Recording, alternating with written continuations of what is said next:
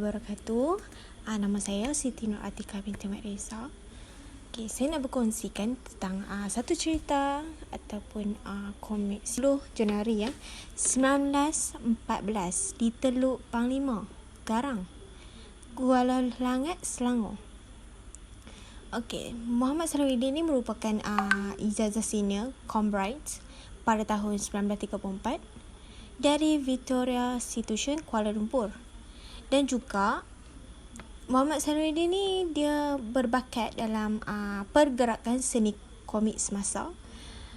Dan komiks yang popular pada tahun ini merupakan seperti Pak Long ataupun Pak Seringah yang diterbitkan pada Akhbar Utusan Zaman, iaitu oleh Muhammad Salahuddin ni, Hantu Wak Ketuk Kahwin Tuan Puteri. Cerita yang sangat menarik, yang sejenis cerita yang banyak ilustrasi ataupun animasi.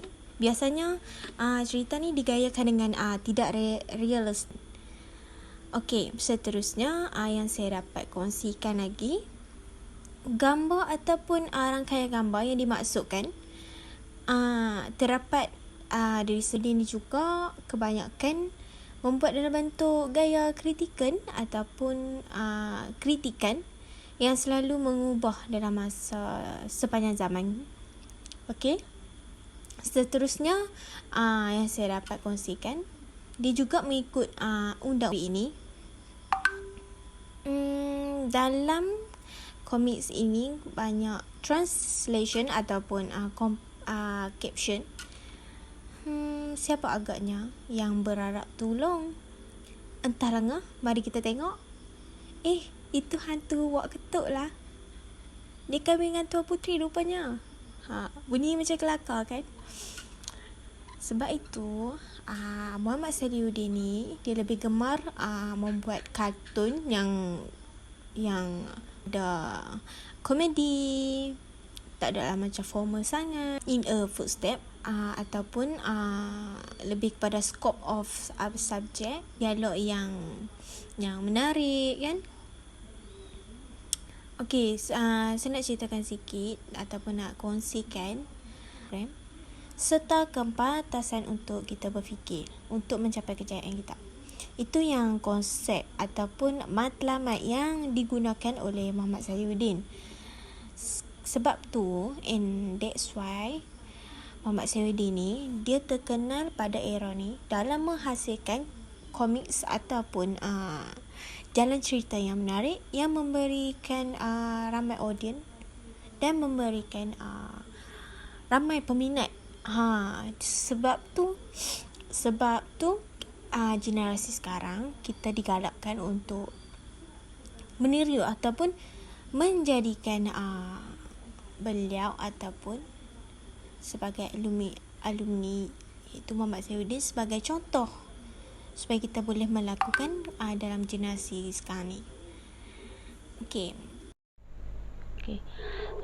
Assalamualaikum dan selamat sejahtera. Nama saya Nurmila Fiza binti Malik. Nombor kad matrik saya ialah 2019252122.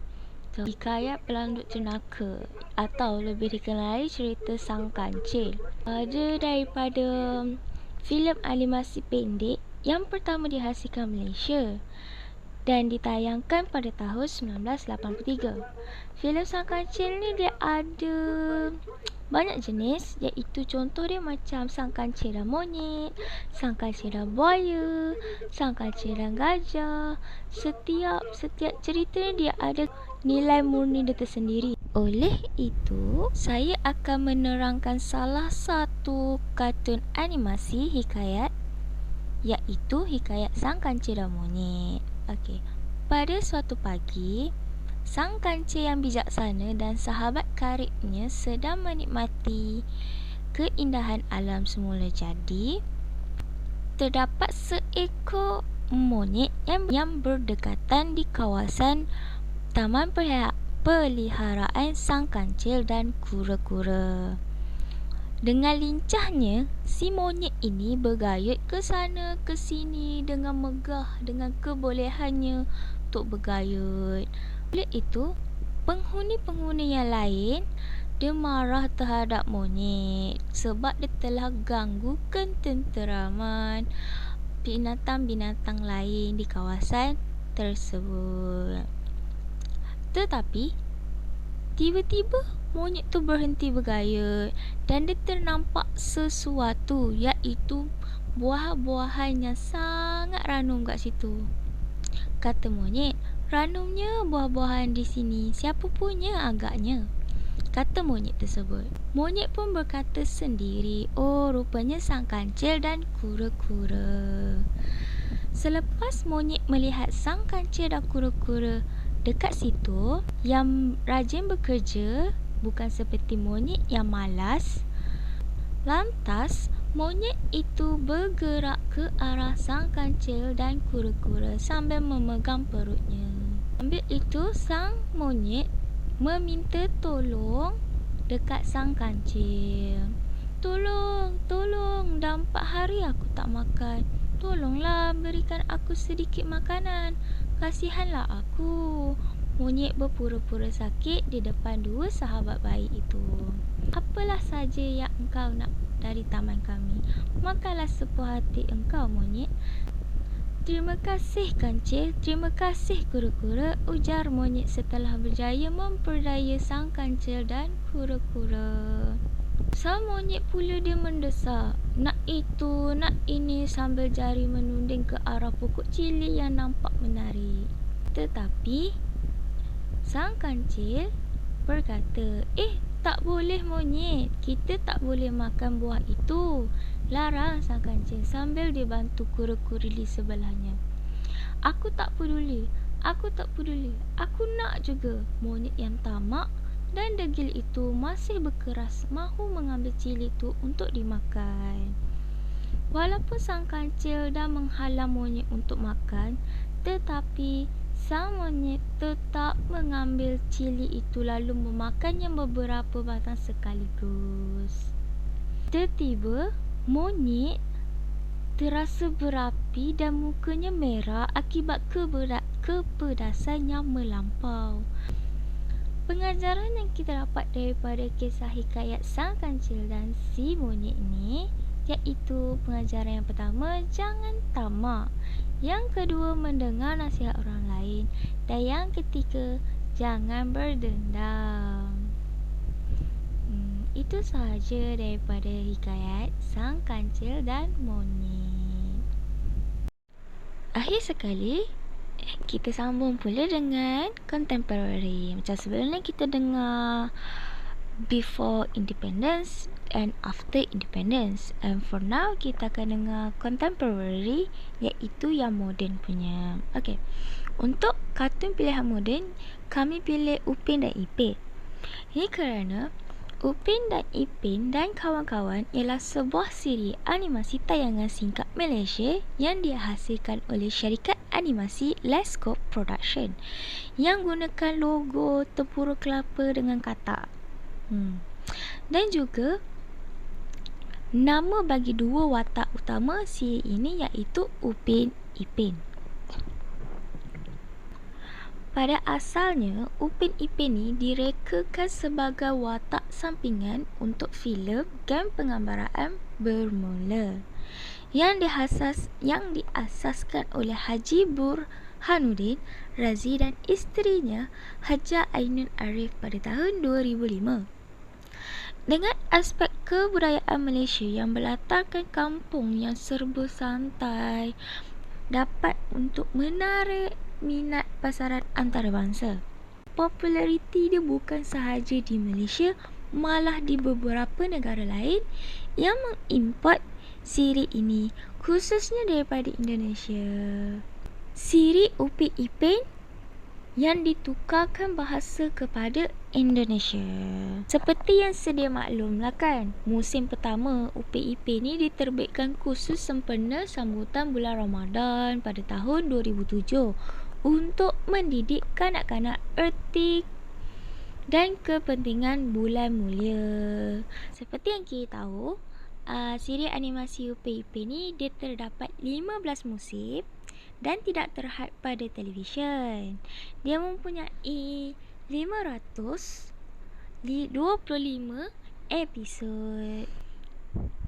Upin Ipin pun bukan hanya kanak-kanak je tau yang akan tengok. Kerana Upin Ipin, orang dewasa pun akan turut tengok sekali. Kerana dia merupakan siri animasi yang kelakar, yang banyak pengajaran. So, siri animasi ni dia tak kira usia. Semua usia boleh tengok.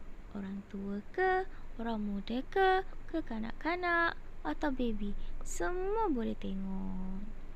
Atas kejayaan dapat menambat hati penonton serantau kan, Upin Ipin ni dia tersenarai dalam Malaysia Book of Record sebagai animasi paling berjaya pada tahun 2011. Hebat kan? Sebab dia keluar pada tahun 2007 dan sehingga kini dia masih ada. Kerana dia punya siri animasi tu tak terputus dia punya episod. Sampai sekarang dia masih ada episod dia. So gelagat Upin Ipin dalam setiap episod ada gelagat dia tersendiri dan kisah-kisah dia yang kelakar dan turut ada pengajaran di sebaliknya. Disebabkan itulah Upin Ipin dia mendapat sambutan yang meluas hingga ke luar negara. Seterusnya akan disambungkan oleh Atika. Hai, bersama saya kembali. Okey, saya nak ceritakan sikit latar belakang mengenai kartun yang popular, Upin dan Ipin. Okey, Upin Ipin ni lebih kepada kisah pasangan kembar 5 tahun yang menjalani kehidupan mereka seharian bersama kawan-kawan. Ehsan, Fizi. Ehsan tu yang saya dapat tahu merupakan sepupu Fizi yang sering menjadi mangsa keadaan. Dan juga Meme, iaitu gadis yang berbahasa Cina dan comel. Mael, dan Mael ni jenis suka meniaga. Yang saya ingat, Mael ni jenis macam jual apa pun tak apa, janji dapat duit. Yang selalu saya ingat RM2 kan. So kelakar, memang kelakar kawan Upin Ipin ni. Seorang lagi Jarjik yang suka sangat berteka-teki pantun, yang sangat periang macam saya. Dan juga Kak Ros yang garang macam saya juga. Kadang-kadang saya pun garang. Biasalah kakak sulung kan. Dan juga Opah, iaitu merupakan nenek yang lemah lembut yang sering menasihati. Okey, filem ni yang saya ingat dan saya dapat kongsikan yang saya suka mengenai Misteri Hantu Durian. Merupakan filem yang banyak ditemui dan ditontonkan dalam pawagam-pawagam di seluruh Malaysia. Upin Ipin ni kebanyakan ada lagu. Contoh, gosok tak gosok, terima kasih cikgu. Yang saya dapat tentang lagu Upin Ipin, contohnya Najwa Latif yang merakam lagu Terima Kasih Cikgu. Dan juga Upin Ipin ni banyak dikeluarkan majalah dan kartun. Dan yang dapat saya kongsikan, dan juga lagu yang saya paling suka, Pandang-pandang ubi tak perlu dibaca. Itu merupakan lagu yang sangat saya suka dalam filem Upin Ipin ni. Upin Ipin ni merupakan tajuk besar, tetapi mempunyai episod-episod yang berkelainan, yang membuatkan kanak-kanak ni lebih suka tengok yang ni.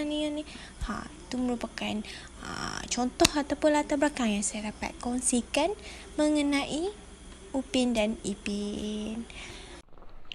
Okeylah, mungkin itu sahaja daripada kami berdua. Terima kasih kerana menonton.